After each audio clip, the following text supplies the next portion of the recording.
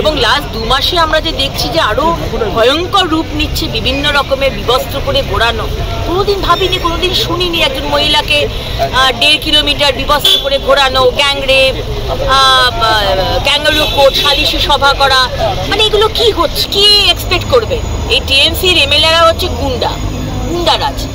তারা কি মনে করছে যে তারা স্টেট সিকিউরিটি পায় এবং সেই স্টেট সিকিউরিটি ভেতরে অ্যালাউড বলে তারা বিরোধী দলনেতার ওপর, বিজেপির এমএলএর ওপর মারধর করবে?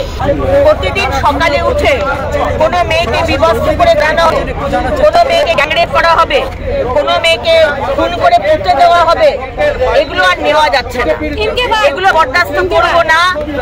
আজকে যতই চন্দ্রী বা পঞ্চায়েত আমাদের চুপ করাবার চেষ্টা করে, আমরা কিন্তু চুপ করবো না। আমাদের আপনি বলে দিন আমরা কোথায় কথাটা বলবো। সদনের মধ্যে যদি কথাটা না বলতে পারি তাহলে কোথায় বলবো? আমরা হচ্ছে জনপ্রতিনিধি, মানুষ আমাদের পাঠিয়েছে। সেখানে আজকে স্বরাষ্ট্রের কোনো দিন নেই, দিন আছে সোমবার দিন মমতা ব্যানার্জি আসেন না। আমরা যদি একজনকে কোথায় আসি, আমি কথা বলতে চাই, কথা বলতে দিচ্ছেন না, তাহলে কোথায় কথা বলবো? অধ্যক্ষ মহোদয় আপনি জানিয়ে দিন আমরা কোথায় কথা বলবো, কবে কথা বলবো। কথা আমাদের বলতে দিতেই হবে। বাংলার মা বোনেদের যে অত্যাচার হচ্ছে, এটা এর থেকে বেশি ইম্পর্টেন্ট পশ্চিমবঙ্গে আর কোনো ইস্যু হতে পারে না। We have to address this issue first. আপনি বলে দিন আমরা কোথায় কথা বলবো। সেই কারণে আমরা আজকে